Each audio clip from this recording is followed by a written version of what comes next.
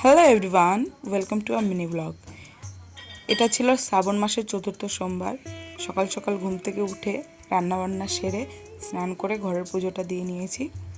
আর ঘরে পুজো দিয়ে আমরা বাইরে মন্দিরে গিয়ে পুজো দিতে গেছিলাম আমি আর মোনা। আর যেহেতু অন্য দিদিরা পুজো দিয়ে এসে বলছে ব্রাহ্মণ চলে যাবে, তাড়াতাড়ি যাও, তাই আমরা টোটোতে করে মন্দিরে পৌঁছে গেছিলাম।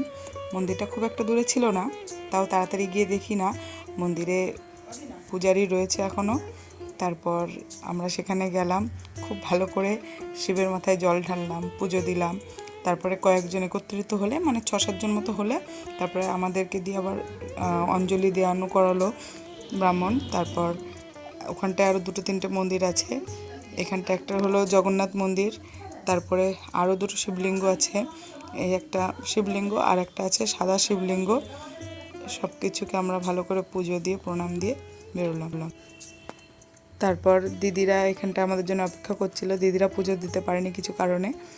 পুজো দেওয়ার পর আমরা সকলে মিলে আবার হাঁটতে হাঁটতে বাড়ি ফিরছিলাম। আর সেদিন প্রচণ্ড রোদ ছিল।